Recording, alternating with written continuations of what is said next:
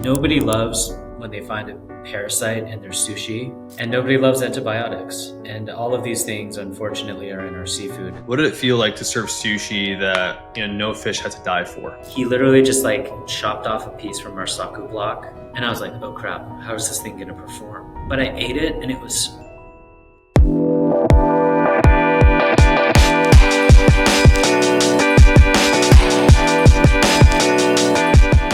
All right, Justin, welcome to the pod. Thanks for having me. Justin, you are the CEO of Wildtype. You are changing the nature of seafood.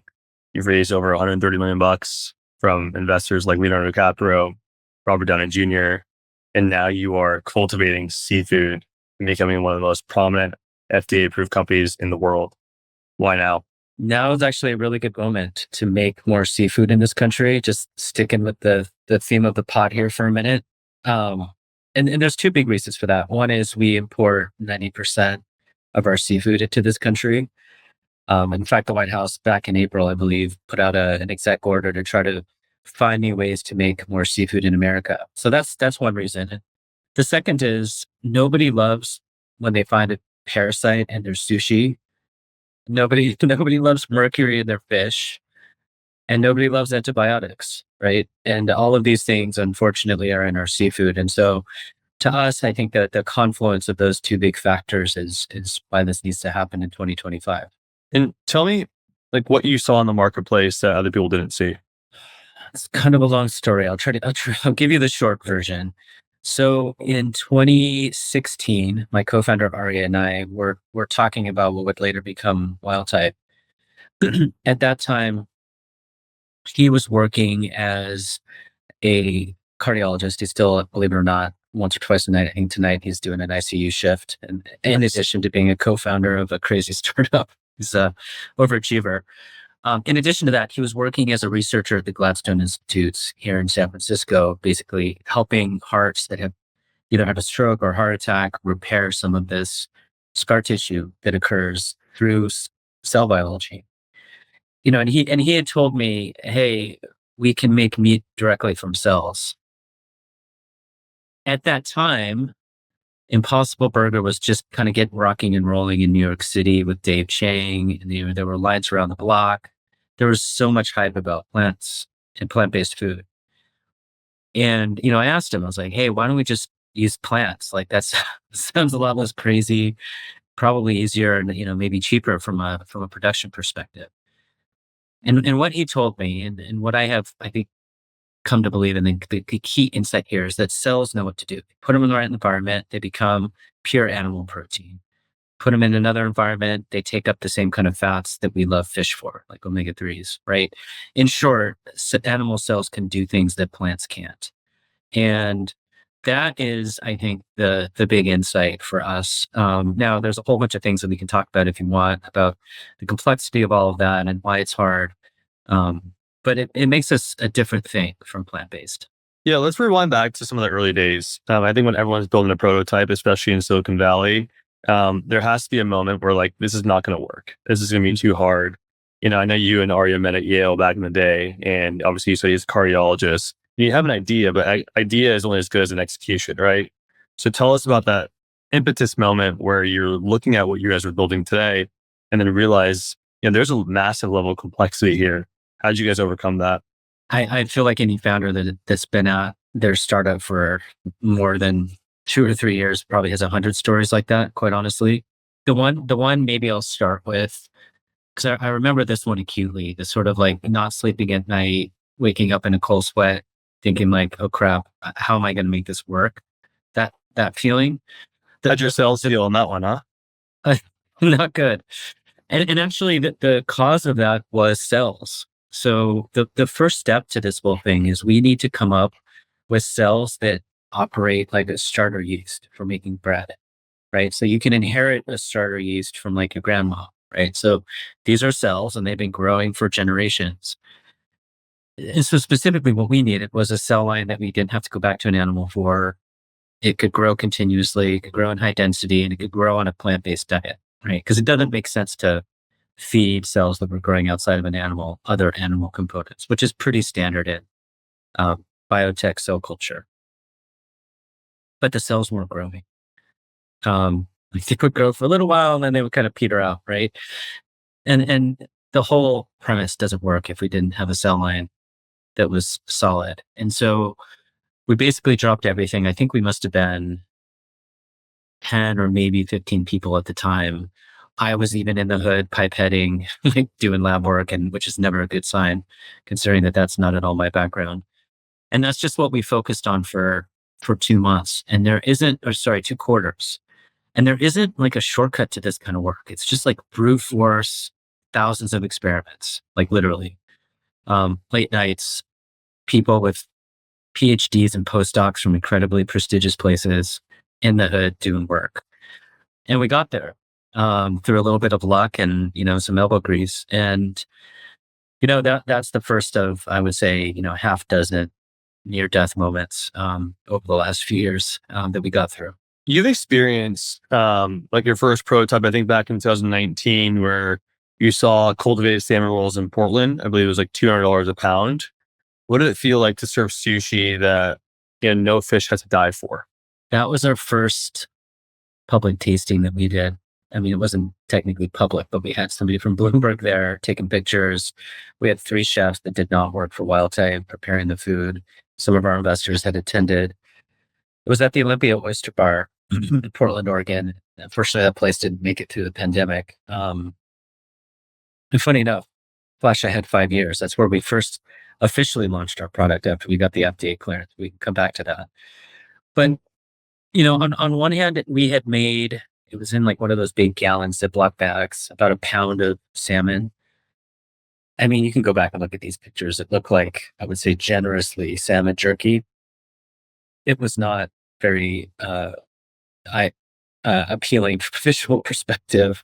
The taste was okay. The texture was, I would say fine, but the product had a long way to go. Yet I was super proud and simultaneously incredibly embarrassed because I think I knew where the product could go. And I don't know. I feel like a lot of people who are launching products for the first time have that feeling. It's like, yes, I'm proud of this milestone, getting this into users' hands, in our case, on their plates and in their mouths.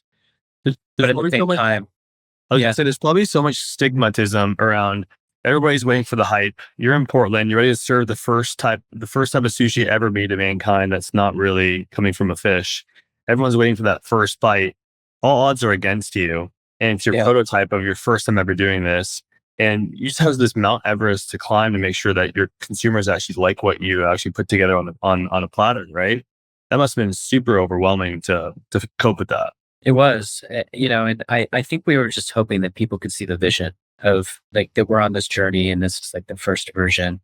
But the thing is, I think when you're working on a piece of software and you ship beta and it's got some bugs, people are like, okay, right, this is like a first go, like this is going to be the first of whatever, 1,000 different reps, right?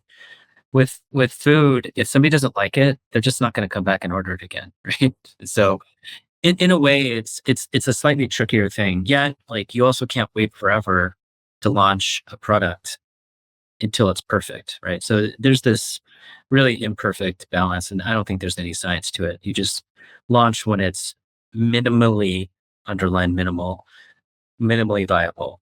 So I would ask you this, like every startup has tension between iterate until perfect versus we need to ship fast and get product to customers. In cellular agriculture, I would say that trade-off is existential. How do you and Arya decide something is ready for market today? Well, one of the ways that we worked around that was by having external chefs tasting our products all the time. And chefs will tell you if something doesn't taste good. Sometimes they're more polite than others. But it's a really nice way to get really beta testers, right? Because right now our customers, people who are like making the decision to buy our product are chefs, executive chefs, or sometimes the owner and chef. But these are people who know their way around the kitchen and have a high quality standard of quality for the ingredients that they're putting in their restaurants, right? Like our first restaurant that we launched in won the best new restaurant of the year award from James Beard in 2023. Wow. Gregory Gordes, the chef and owner there, he doesn't mess around with ingredients that aren't great. And so I think once we had people like him tasting these ingredients and saying like, hey, this isn't perfect, but I can see where this is going and it's really promising. And it addresses some of those issues that we kind of started the pod off in the beginning. I think that's when the moment was we were like, okay, it's time to go. But like at the same time, the thing that we're working on now, the next generation of our products, is so much better than what we're currently selling. And I'm like, brought my family to the restaurant to like try Wildtype at the Walrus and the Carpenter in Seattle last week. And I was just like, I wish this other thing was ready and it was on the plate. And I was like showing my family the very best thing that we can do. But like, you don't know until you get like real guest feedback, real consumer feedback. And like, there's this real tendency to like live in this echo chamber within your little startup. And sometimes you can just get in your own head and get in your own way if you're not putting a product in front of consumers. So Justin, if I'm at a sushi bar right now and I'm trying a piece of nigiri, a salmon belly, and then I have Wildtype next to me, how would you compare and contrast? So a really good example of that was Otoko. It's a sushi bar in Austin, Texas. And I was there for opening night. And actually I didn't even know how the exec chef was going to make the product. So he made like a little crudo dish with like some beautiful flowers and some fruits and vegetables in there and some like nice sauce. And like, that's how the product has been served a lot. But then he literally just like chopped off a piece from our saku block of our sashimi, brushed a little bit of soy sauce on it and torched it with this like charcoal thing. It's called a bento-chan. Yeah. And put it on a plate next to like some of the best tuna that you can buy in this country. And that was the dish. It's just like not hiding behind anything. And I was like, oh crap, how is this thing going to perform? But I ate it and it was freaking good, really good. And I think like that moment, I realized like coming back to the last question that we were talking about, at some point, if you put your product in the hands of somebody who really knows what they're doing, they will find a way to like maximize deliciousness, right? In our case. And so from that perspective, I was tremendously proud. And if I had closed my eyes and taken a bite of the kind of salmon that they were previously serving and a bite of ours, like I could discern maybe some textural differences, but the flavor was spot on. It was a proud moment. Justin, tell us a little bit about the kind of the protein ratio compared to real salmon versus yours, the omega-3s, the fats, and so forth. How do those compare today from Wildtype versus traditional fish? Yeah. On the omegas and fats, we're spot on. If anything, we're like slightly higher than wild caught fish. And that's something we're really proud of. And we use the same source, omega-3s that originally come from algae, right? So in a salmon, algae produce omega-3s, krill will eat that algae, smaller fish will eat the krill, and then salmon will come along and eat those fish. So they bioaccumulate omega-3s, and we've basically done the exact same thing in our product. We use the same beta carotenes to give it its red color, which have antioxidant properties. The one area that is a work in progress is protein. So we're a bit lighter on the protein front than your raw piece of salmon sashimi, but it's something that we're working on, and the next generation or two will significantly close that gap. You did your first launch 2019 in Portland. Talk to us about raising $130 million and how that process went. First investor, proximity is power. We all say if you're in San Francisco and Silicon Valley, hang out at a coffee shop or a restaurant eating sushi, you might find an investor there. I want to know about your background of raising capital. I think a lot of people who listen to this pod admire and dream to go raise $100 million plus. Doing this in a venture-backed startup is not easy whatsoever. I want to hear more about how you did that. The first round was really hard. I didn't have much of a network. I knew a few people who had raised some venture money, and they put us in touch with other people. Gosh, I wish I remember these two guys. I remember listening to this podcast, these other two founders that were like talking to each other about fundraising, right? Back then when I was like learning how to pitch for the very first time. And they had a couple pieces of advice. One was you just have to be authentic, like be yourself. And that takes time, right? Like in my previous life, I used to be a foreign service officer, so a diplomat, very polite. There's like a million walls between like what I really thought and the policies that I was supporting at times. And the second thing that they talked about was like, you cannot practice with your friends. It doesn't work. You need to pitch to real people who can write a check because you're not going to learn in a safe setting. And and then they had a third lesson, which is like anything other than a yes and outcomes, a term sheet is a no, right? And some people will be like, oh, like we're cheering you on from the sidelines. I love that quote. I can't tell you how many times I've gotten emails with I hate that. those. Or would they say, that's interesting? I'm like, that basically means fuck off. Yes, exactly. And I think like, people are like, yeah, keep us in the loop as the round starts to come together. That's a no with an option to say yes if there's like a kick-ass lead. Yeah. Right. So like that first phase was just like learning a little bit about just how the game is played. And I would say, I had a tendency to try to give the same pitch I would give to like my family. It's like, here are all the risks, here are all the upsides, make your own decision. And I think there's art to pitching, which is being very optimistic, but periodically punching down deep into realism and saying like, this is the thing I don't know. And here's how we're like going to go out and do that. And I think those were like the first few lessons I learned for that seed round when it was the first time raising money. And we raised $3.5 million. And this was in 2000, closed the round in early part of 2018. It's from Spark, led the round. Fantastic group of people. They've been with us, ride or die investors. Could not say nicer things about them. The second and the third time, we were kind of in this protein hype, right? And so Wildtype's been in a kind of an interesting journey. So when we first started talking about the idea, it was early. Nobody had really heard about cultivated foods. The technology was brand new. It was crazy, right? We got kind of lumped into the frontier tech group of companies, which was fine, but it was hard. And then the next two rounds, we had some tailwinds. Alternative proteins were going nuts. You probably remember Beyond Meat's stock price went from like $11 to 200 something, and then kind of cratered back down. And so I think it's interesting because we've been working on this company for the better part of a decade now, and I've seen a cycle and a half at this point.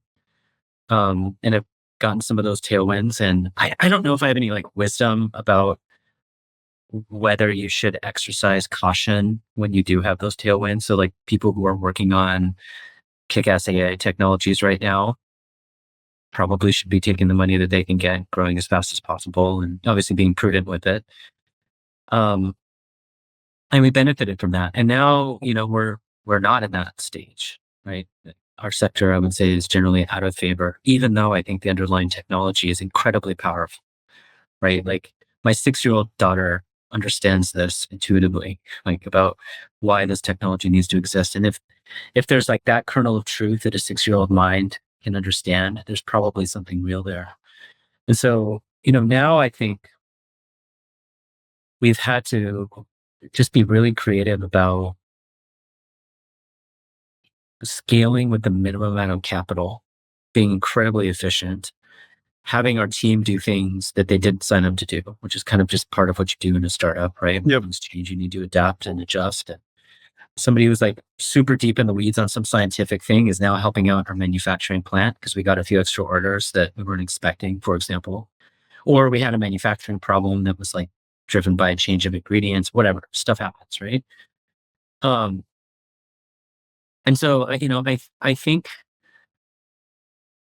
I don't know, like if I were to zoom out and try to give some advice to people who are getting ready to raise money for the first time, it's a couple things. One, listen to people who've raised a bunch of money and just kind of hear what they have to say, some lessons learned. But probably more importantly, understand how your investors are compensated, what their motivations are, what their incentives are, and be sensitive to that, right? So if they're in a fund that has a 4-year window where they need to return capital, you better have a story about an ROI in less than 4 years, right? And if you don't, you're just wasting your time and you're wasting their time. And so, yeah, I'd say probably a combination of those things. Justin, how does someone like yourself who got going, didn't come from a capital raising background, deal with dilution and understanding how to make sure you're raising sufficient capital and not over raising to not dilute yourself and your partner? as you're trying to scale. I think this is where a lot of people in Silicon Valley get it wrong. We see all these massive Twitter posts, LinkedIn posts of people who had this massive exit later on, and the founders walk away with nada, zero, zilch. And that is a tough part about building a technology business, a SaaS business, and you're raising all this future valuation, this money on future valuations. And then dilution comes into play sometimes, and there's rover rights, and there's liquidity preferences. This is where I think a lot of people get it wrong. Now you've raised well over 9 figures. What kind of advice can you give to the audience who is listening to this, who wants to go raise big bucks to prevent that from happening? There are a couple ways to think about that question. One is getting the biggest piece of the pie, and the second is growing the pie, right? And I think I fit into the growing the pie camp. And I'll give you a specific example. By that, I mean, if the company becomes more valuable, my value goes up, obviously, even if my ownership as a percentage goes down. Yeah. And so Ari and I are extremely aligned on this. I think our view was, if we have the right investors around the table that can connect us to customers, that can help us make good decisions, because both of us are first-time founders, it increases our odds of, let's just keep it in pure monetary terms, of an exit, right? As well as like achieving our mission, creating something durable, all of the things that founders care about. And so we, I think, rotated and continue to rotate more heavily on decisions that create enterprise value, even if it comes at the cost of diluting ourselves. And I would say one thing, that just to put it out there, we are in a, say, on the slightly more, I mean, there's a spectrum of businesses, right? You've got like the 2-person AI startup that can do like whatever. This is like a myth right now, but people like to talk about it. They can do like whatever, 500 million of ARR in like 12 months, right? Yeah. That's one end of the spectrum. So zero capital intensity. On the other end of the spectrum, you've got businesses like ours that need to build plants that make physical things, right?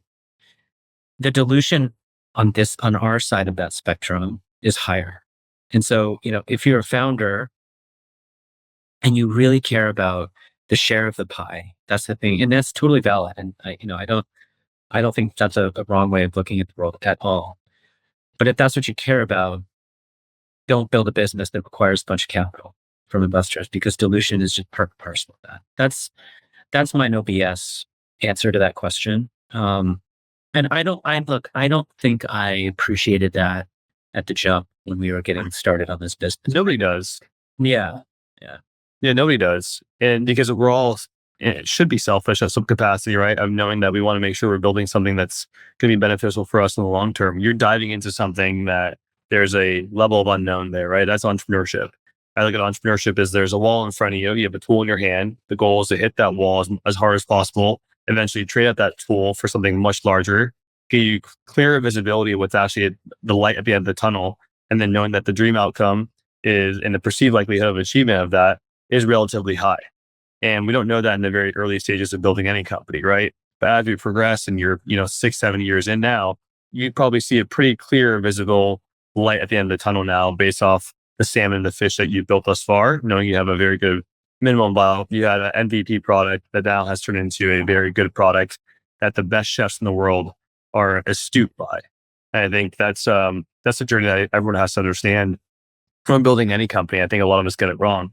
A curious question I have for you as well is, a lot of these venture-backed startups have to tinker with growth, profitability, and then investor expectations.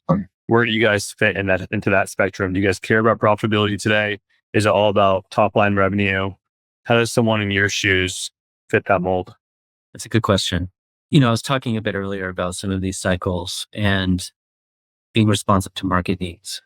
And if you're dependent on venture as an input, like if you're in that sort of more capital intensive business like we are, and you don't have great cash flow coming in yet, you're a bit dependent on investors, right?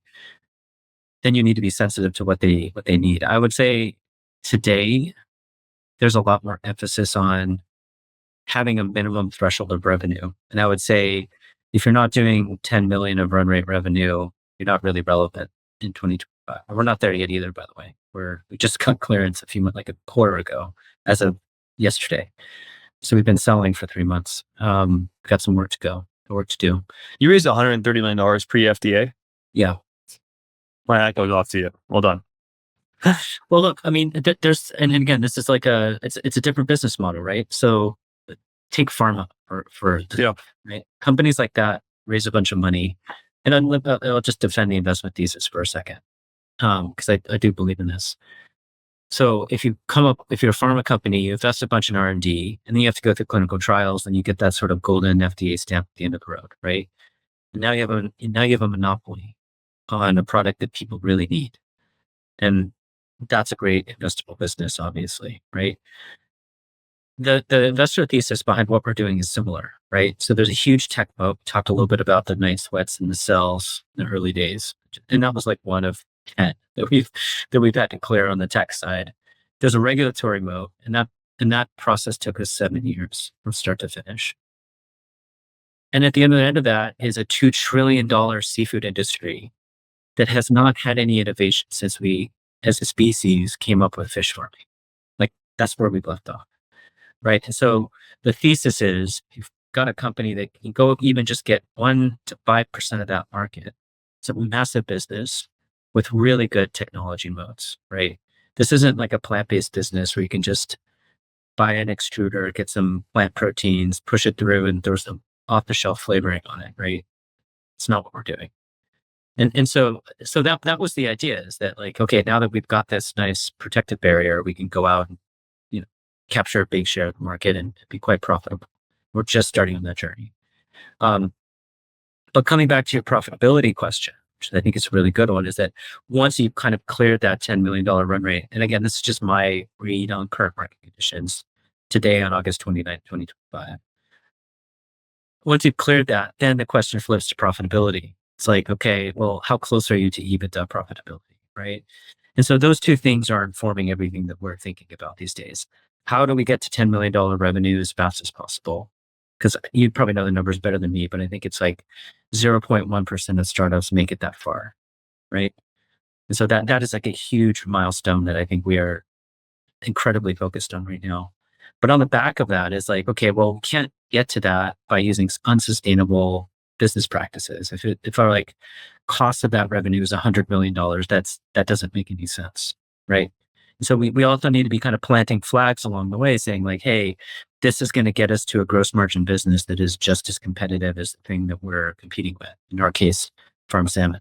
So how do you? I want to dive into that, right? So I would assume that your rationale of doing this is to help people who have mercury disease or can't really eat fish. But the same token too, from a business and economic standpoint, I would assume that potentially your gross profit margins and your COGS are much more reduced than someone who's just buying fish from Scotland and bringing it over here and selling it to a bunch of different places who serve salmon, serve sushi, I should say, right? So walk us a little bit through the business model and why your business is a lot more advantageous than traditional farm fishing.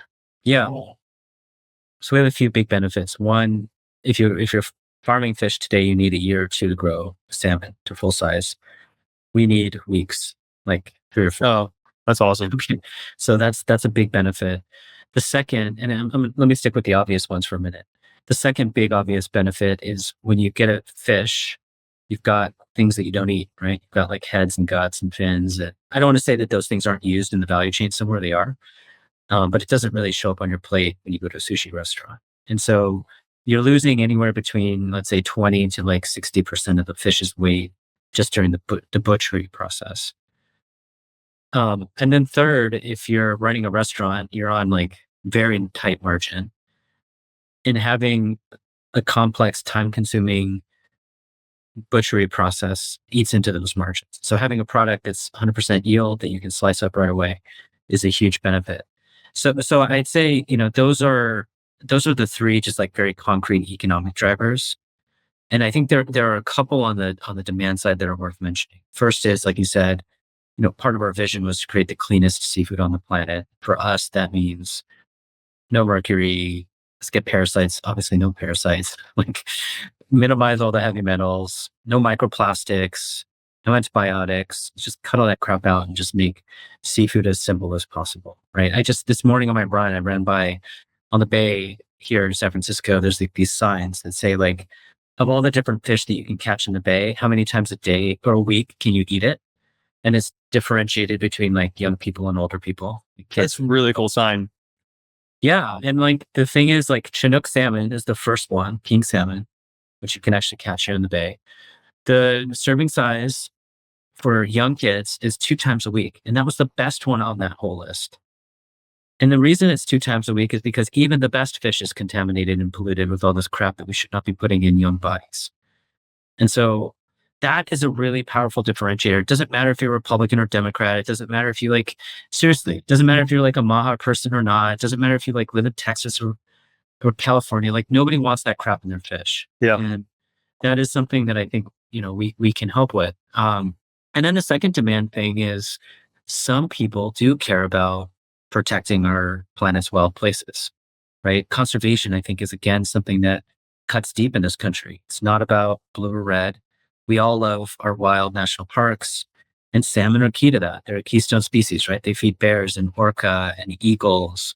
They feed the redwood trees when they go upstream and die, right? Like they're instrumental to that. And I think if you talk to fishermen, they are some of the world's most ardent conservation people, right? They don't believe in overfishing. So I think the combination of the like economic side of things with those two demand drivers have been a pretty powerful combination for us. Yeah, I'm going to give you a huge confession. I'm like a salmon fanatic, and I, salmon belly all the time. And I know it's probably a problem, but I just absolutely love it. I love eating sushi a few times a week. When I realize the complications that could probably yield in my life in the future, it's probably pretty drastic.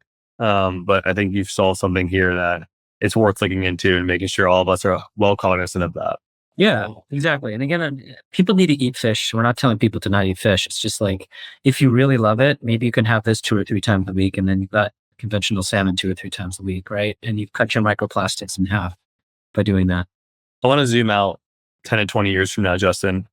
First and foremost, I really want to say I've had a lot of guests on this pod, and I see sometimes people are building something for monetary reasons. I'm actually a victim of that. I built companies in the past where I wasn't truly passionate about it, but I built companies because I knew there was healthy margins in that and I can go distribute that to the masses. But yet, did I have an innate passion about what I was building? Probably not. What I like about what you're building today is that you seem very passionate about solving this massive problem. And there's very few people in the world who can actually go do what you're doing today, right? One, whether you like Elon Musk or not, you gotta tip your hat to the individual, because all he tries to go do is solve the biggest problems in the world, right? Mm-hmm. Cars, transportation, energy, you name it. He's trying to solve the biggest problem. Yeah, exactly. He's trying to solve the biggest problems in the world, and then doesn't really worry about the monetary side of it. He just knows that the outcome will solve for itself, because how big the problems you're solving will dictate the outcome for the most part, right? And you're obviously doing something at that same, that's the same nature of the masses, right? How passionate are you about building what you're building today? And, for someone who's a younger entrepreneur who's listening to this, how do you decipher to go down a pathway to build something that they're super passionate about, and also align on the business and economics of that? Because oftentimes a lot of us in Silicon Valley, whatever it may be, are building something because it's a hot AI thing to go do. It's trending on Twitter. It's buying an HVAC business because everyone's doing it. But you suffered for 7 years before you could see any sort of dollars in your business, any sort of revenue, and had to go through the FDA process. That's a rigorous, probably de novo process as well. That's not fun. And everybody has this optionality to optionality. I'm going to shift from, idea to idea today. And you just stuck with it, and you're passionate about solving this massive problem while also building a very probably massively economic beneficial business for yourself as well. I know it's a long-winded question here, but aligning passion and building the right business is something a lot of people struggle with today. How would you comment on that? Maybe to start, I can ask you a question. So when you were working, because I haven't done this, this is the one business I built, and I care a lot about it, as you said. But can I ask you, for those businesses that you previously built where you weren't passionate, how long were you able to do that, before you ran out of gas? Like how many months? Yeah. Months? No, let's talk about years. Okay. Yeah, I did it for several years, and I chased the dollar rather than, looking in the mirror and knowing what I was actually passionate about. Mm. And I thought, in your early 20s, you're supposed to suffer and just do things you're not supposed do things that you don't love in order to turn a buck. Um, and I look back at that now. Do I regret that whatsoever? Sometimes I do, right? Because I think in life, we're always trying to align two things: is your highest skill set and the best opportunity, and then never worry about the outcome whatsoever because it should solve itself. And oftentimes I think you're in this education system from the age 3 to 18, and then you go to college and they trick you to get this job for $65,000 a year outside of college, be an analyst, and then, work your way up to that. And then you're starting to unwind this carcass. You're like, what the fuck am I actually doing in this job right now in Silicon Valley, working for a guy named Joe who I fucking hate. Right. And then you realize like, this is not the point of life whatsoever. You want to go do things that you're actually passionate about. And I was a victim of that. I worked in an industry for many years where I just realized I was burnt out, didn't love it whatsoever. And if I were to reflect back and change that, I would do that in a heartbeat. So I probably suffered several years working in an industry that I didn't love. And now I get to go play on an industry that feels a little bit more like play to me and have a lot more fun. But a lot of people don't realize that until years later. Well, it sounds like you, at least for the pound of flesh that you paid in, you got some skill and some education out of it, right? Which is a valid trade-off. Even if you don't love it, if you're, because college does not prepare you to be in the real world, really. At least not the experience that I've had. You learn stuff by doing it, right? And I've had those jobs too, Sam, honestly. But to me, I was always I try to be crystal clear. It's like, I'm doing this job right now because I need to get X, Y, Z out of it. Whether it's like paying off my student loans, picking up this particular skill, being in a place where I could actually add some value in a startup. Right. I think to me, that's how I thought about that period. But to answer your question, for something like this, that's just, like you said, taken 7 years, even just to get a product into consumers' hands, you can't do it if you don't care about it, because you've got those nights where you're up stressing about how you're going to like make payroll or ever return money to your investors. And I do take that really seriously. I don't see this as funny money. These are eventually money that came from somebody's retirement account, right? That's how this works. LPs are investors, but they have also investors, and ultimately it's humans. Yeah. Putting money into our company, right? And I take that seriously. I would have quit like probably 5 years ago if I didn't care so much about this. And so, but that all being said, and I asked the question about how long you were able to stick with it, because I do think you can burn hard for like maybe 2 years even on something you don't care about in a transactional way. But much beyond that, it's hard. It's hard to show up and bring 100% of yourself to work if you don't give a damn about what you're doing. 100%. And, my hat goes off to you for sticking through this and building a huge company. I think the world's excited to see what you're going to build over here in the world of fish and changing the evolution landscape of what that looks like. So, well done on you, Justin. As we kind of wrap up the pod, and I always like to ask a series of rapid fire questions. They're not really related to anything that's to your business, more life, and I should say the meaning of life and why we're doing the things we do. So I'll throw you a few questions here and there. Okay. Yeah. What's the lie that's hardest for you to let go? Lie? Yeah. Do we actually control our destiny? It's a good one. What's the story you've stopped telling yourself? That I'm not good enough. Who's the best person in business you've interacted with and why? Let's come back to that one. I've got two that are tied. 100 years has passed by. Unfortunately, they're potentially burying you and everyone's at your funeral. What are they saying about Justin? They're saying that I built a kick-ass team that did the impossible. How do you stay disciplined when no one's watching? Think about my family. What is the cost of chasing greatness when you have to devote your work over your family sometimes? It's missing the small things that you don't remember in the future, but add up to be a lot. Define enough. Falling asleep at night, feeling like you didn't do anything that was truly important that day. Let's go back to that last question. Who's the best person you've ever interacted with, and why? I want to say my co-founder, Daria. That's awesome. And the reason is, just very quickly, we can fight and we've, disagreed passionately about stuff for, but like I said, the better part of a decade, and it's only strengthened our relationship. Not unlike a healthy personal spouse relationship, honestly. Yeah, I think true relationships are defined by traumatic events and hard problems rather than the trophies. And I wish more people took time to realize that.